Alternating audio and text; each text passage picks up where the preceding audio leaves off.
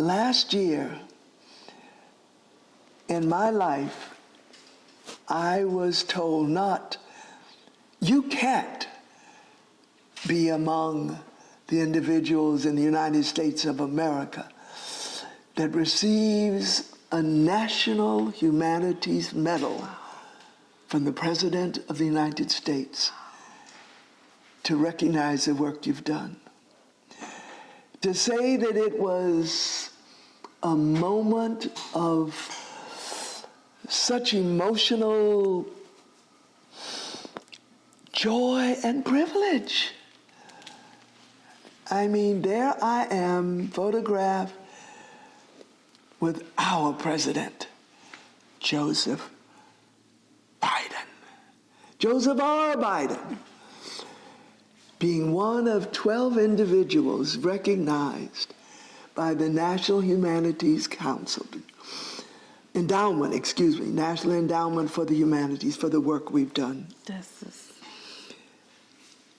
This is the medal that President Biden placed on me. Now, I gotta just say, President Biden is so down. He's so down to earth. So there's all this pomp and circumstance, and my name is called. There were 12 of us. My name is called, and I go up, and somebody very officially reads why I'm receiving this medal. And as soon as the person finished, and of course they included first black woman president at Spelman, President Biden said, Brother President Biden said, first black woman president at Spelman College. How cool is that? I also want to show you that the first black woman president of an African nation, the Honorable Ellen Johnson Sirleaf, the former president of the very West African country where I did my doctoral field work to get a PhD in anthropology, presented this medal to me. And so it is of extraordinary meaning to me when I remember being a 20-some-year-old young woman in the nation of Liberia, doing my best to understand that culture and its relationship to my culture as a black American, to return there one day and to receive this medal from her. But let me tell you right there, a third medal. That is a medal that I received from someone who I call our Sister Mayor, Donna Deegan, on an occasion when we in the A.L. Lewis Economic Impact Fund were having an event. She presented me with the key to my city. Wow. Not to my nation, not to a nation in Africa, but the city where I was born and reared. So I haven't tried to use it yet to see what it'll open up for me. But I would just say this. I am so hopeful about my city right now. So hopeful. I was present at our recent Martin Luther King breakfast to see that place filled with Jacksonville folk coming together to say we can do better now than we've done in the past. That's pretty good. Very hopeful. And obviously, because I've been so fortunate to be the director of the Smithsonian National Museum of African Art, you gotta show your stuff, you gotta show your goods. And so, yes, I do collect African art. And I would say that while there's so many works here that I could tell stories about, this was hand-carried as a gift to me from Cuernavaca in Mexico, hand-carried by the great woman artist, Elizabeth Catlett. Or I could point out that Bundu mask of a women's secret society in Liberia. I mean, there's a story for every piece here. But to me, the most important story is right here. Lift every voice and sing is the little metal piece that unfortunately got lost. But this is a replica of a great work of sculpture done by the Black woman artist Augusta Savage for the 1939 World Fair. And of course, because this captures that phrase, lift every voice and sing, is it not about the Johnsons? James Weldon Johnson. I'm noticing a trend. It's motherhood when I see a lot of your pieces. There's a lot of motherhood here. Like this work that's my husband's favorite work in terms of a painting. He says it reminds him of growing up, as it does me. My husband grew up in North Carolina, one of 9 children, sharecroppers. That last stage of enslavement. And he says it reminds him not only of his mama, my mom in love, my mom in love, not in law, Emma Staten.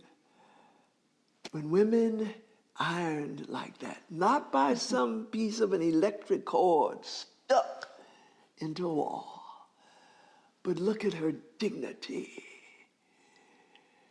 So you're right, there is much here about motherhood. And then you look at this piece, which was done by a fabric artist in Atlanta. That piece is a mamiwata. Mamiwata. Mamiwata, mother water. And in the world of art, there are mamiwatas all over the world. We're not really sure where the first mamiwata appeared, but we think on the continent of Africa. But you find her in India. You find her throughout the Caribbean. She's everywhere. Yes, she's a mermaid. She has power. She is of the water. Did you see the new mermaid, Little Mermaid? Oh, yes. Because you got to remember, I'm a real Disney person. And I saw Soul over here on the wall. There's signatures. Well, that's because I had the privilege of being a principal consultant on Soul. Wow. And so one night, my husband and I were seated. We weren't at the Oscars. We couldn't afford to be at the Oscars, but we were seated watching. And the moment came, and the envelope was opened, and it said, the winner for this year's Oscar for an animated film is Soul.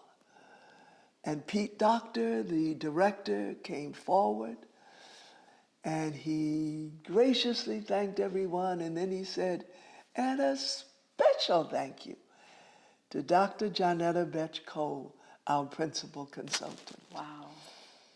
It was my role as an anthropologist working with an extraordinary woman, at that time the chief diversity officer, Dr. Britta Wilson.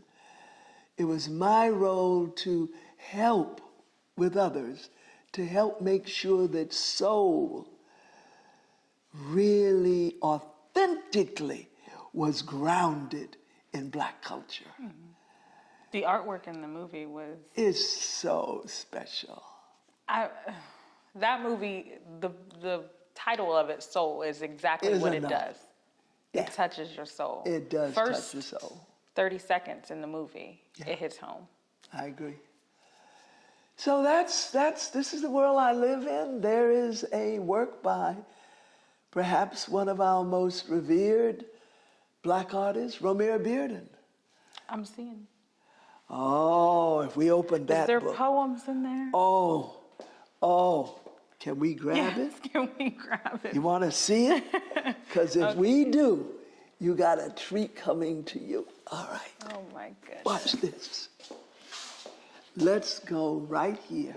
Drafts by John Biggers, engraved, Sister President, dear Johnnetta Cole. Look how she signed it. Yeah. Joy, exclamation. Love, exclamation. Maya Angelou, in honor of Juneteenth, in the year 2005. And each, I really should have gloves on if I were being a good museum person. Her poem, his lithographs.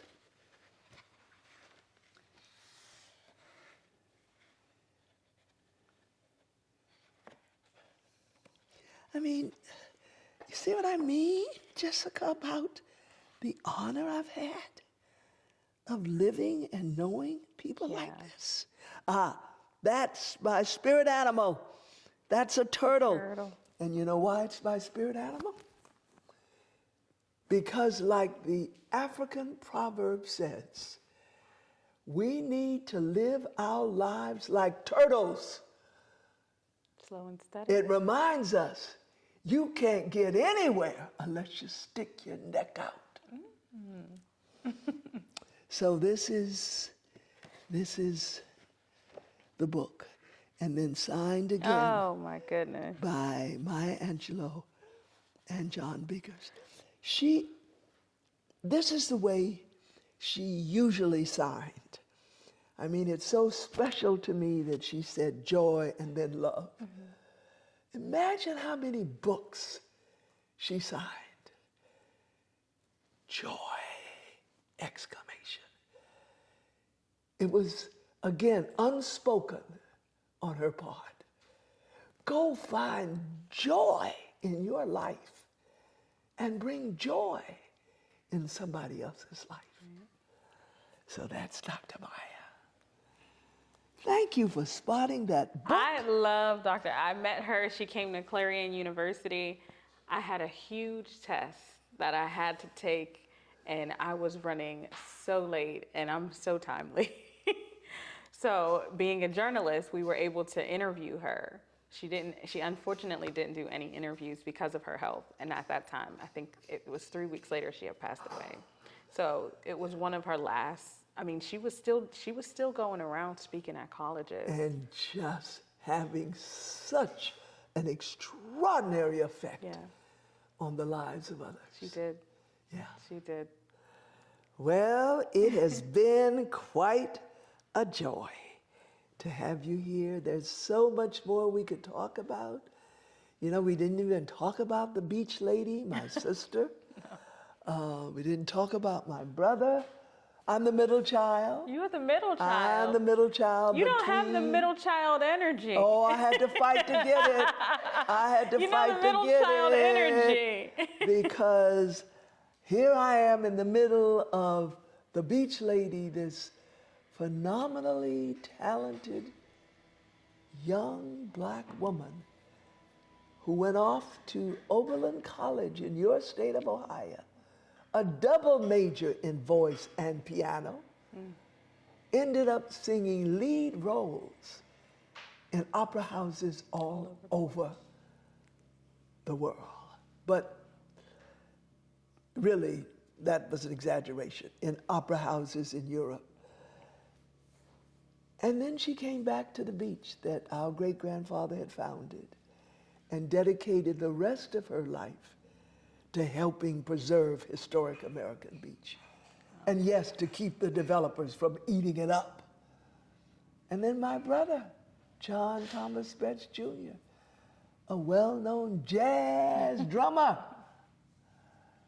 And here I am between my sister and my brother, these great musicians. Jessica, I can't carry a tune in a bucket. And I, you know, in mentoring will often share that. Because we need not only to acknowledge what we can do, but to put in its proper place what we can't do in terms of talent. And as long as I can listen to some black improvisational music called jazz, I don't have to play it. And yes, as long as I can enjoy classical music or the opera, as my sisters sang it, I don't have to sing it. So. Well, thank you so much. Thanks again Thank for you. having me. Oh.